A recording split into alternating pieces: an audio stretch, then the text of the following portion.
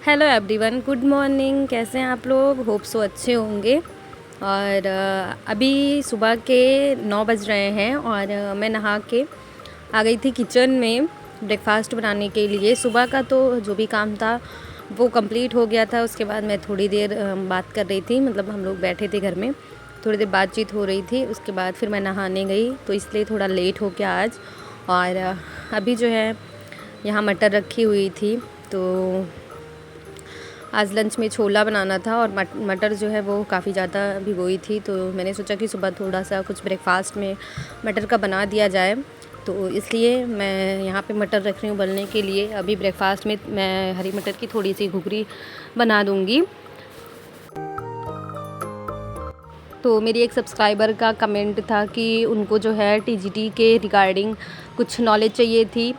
तो मैंने अपनी वीडियो में बताया था, पिछली वीडियो में, कि बहुत ज़्यादा तो मुझे इस चीज़ के बारे में नॉलेज नहीं है, पर मैं जितना हो सकेगा अगली वीडियो में आपके साथ ज़रूर शेयर करूँगी। तो बहुत ज़्यादा तो नहीं कि मतलब बहुत ज़्यादा मैंने इसके बारे में नॉलेज गेन की है, पर थोड़ी बहुत चीज़ें जो जहाँ तक मुझे पता है मैं आपको बता देती हूँ। कि टीजीटी की जो वैकेंसी होती है उसके लिए अगर एज की बात करूँ तो आपको उसके लिए 32 एज लिमिट रखी गई है। और पेपर जो है वो 2 पार्ट में होता है, पार्ट ए और पार्ट बी। पार्ट ए में ये सारी चीज़ें, मतलब जीके जीएस और रीजनिंग मैथ वगैरह, ये सारी चीज़ें पार्ट ए में होती हैं। और पार्ट बी जो होता है वो आपका जो सब्जेक्ट होता है उससे रिलेटेड क्वेश्चन पूछे जाते हैं। और सब टीजीटी की बात करूँ तो सब्जेक्ट कॉम्बिनेशन होना जो है उसमें बहुत ज़्यादा ज़रूरी होता है।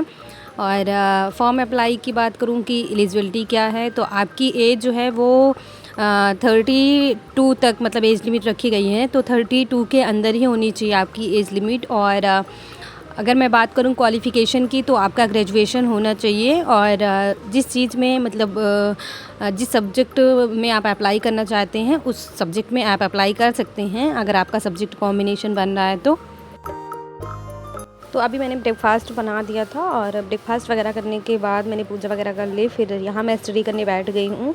और अभी जो फर्स्ट अपने स्लॉट में रखा वो रखा मैंने हिस्ट्री। और अब बहुत ज़्यादा चैप्टर नहीं बचे हैं मेरे एनसीईआरटी क्लास 8th के। थोड़े बहुत ही चैप्टर हैं तीनों सब्जेक्ट के, जो कि मैं कंप्लीट कर लूँगी। और मेरे पास ना 8th क्लास की एनसीईआरटी साइंस है, और मैं सोच रही हूँ कि मैं 6th 7th क्लास की भी मंगा लूँ। और साइंस भी मैं थोड़ा बहुत पढ़ लेती हूँ, मतलब एनसीईआरटी की बुक्स जो हैं वहाँ से। और मेरी एक सब्सक्राइबर है निपांशी ठाकुर, उनका थोड़ा मतलब कन्फ्यूजन है उनको कि वो किस यूट्यूब चैनल से एसएसटी की प्रिपरेशन करें सीटेट के लिए।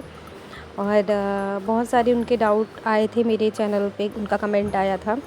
तो कोई भी टीचर ऐसा नहीं है कि कोई ख़राब पढ़ाता है, सारे टीचर अच्छे पढ़ाते हैं।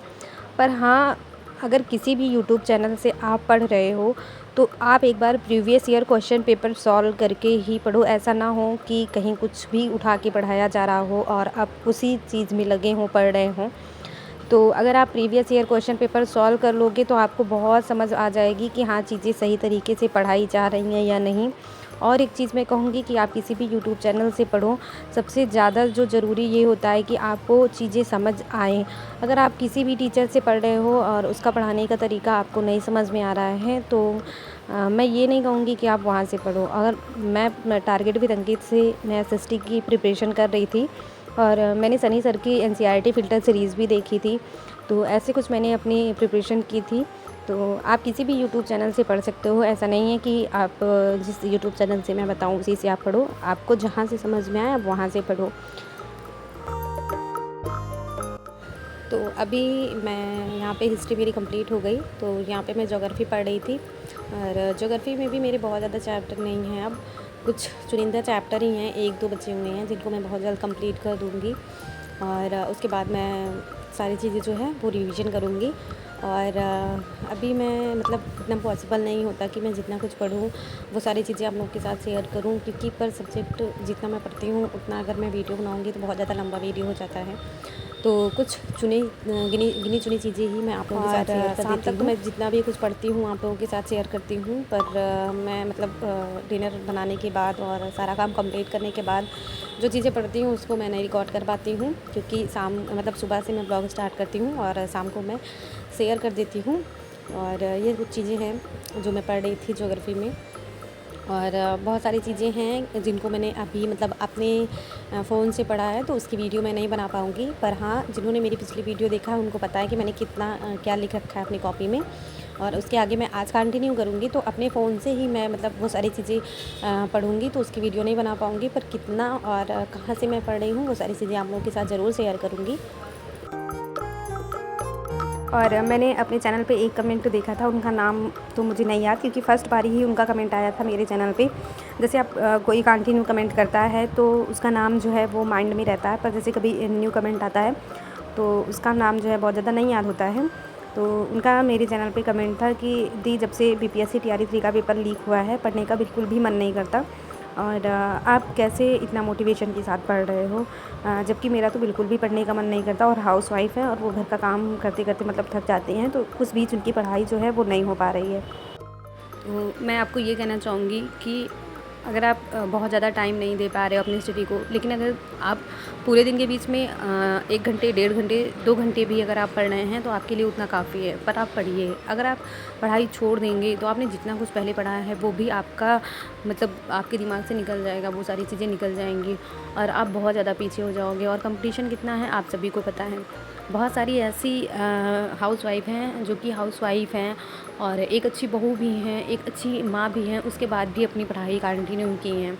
अगर मैं ये कहूँ कि आप बहुत ज़्यादा टारगेट ना बनाओ कि मुझे 7-8 घंटे पढ़ने हैं, आप अपनी सिचुएशन के हिसाब से, अपने टाइम के हिसाब से टारगेट बनाओ कि मुझे ये टॉपिक ख़त्म करना है। आप उसके लिए टाइम ना देखो कि मुझे कितना टाइम, अगर आप वो टॉपिक 1 घंटे में कवर कर लेते हो तो आपके लिए उतना सफिशिएंट है। अगर आपको बिल्कुल टाइम नहीं मिल रहा है तो वो जो 1 घंटे आपको पढ़ने का टाइम मिल रहा है उसकी वैल्यू समझिए आप, और पूरे कंसंट्रेशन के साथ 1 घंटे मेहनत करिए, क्योंकि पढ़ाई के अलावा हमारी लाइफ में और कोई ऑप्शन नहीं है जिसकी वजह से हम आगे बढ़ पाएँ। सिर्फ एक पढ़ाई है जिसकी वजह से हम अपने लिए कुछ कर सकते हैं, अपने पैरों पे खड़े हो सकते हैं। और अगर आप नहीं पढ़ेंगे तो आप आगे फ्यूचर में सोचिए कि कंपटीशन इतना टफ़ है, अगर वैकेंसी आती भी है यूपी में तो आप कहाँ होंगे। और बाकी जो कंपटीशन है, बहुत मतलब पढ़ने लिखने वाले बच्चे हैं जो दिन रात मेहनत कर रहे हैं, तो आप उनकी तुलना अपने आप से करके देखिए कि आप अभी कहाँ हो। आप अभी बहुत पीछे हो, और मैं अपनी बात करूँ, मैं भी अभी बहुत पीछे हूँ। बहुत सारे ऐसे लड़के हैं, बहुत सारे ऐसे लड़के हैं जो दिन रात मेहनत कर रहे हैं।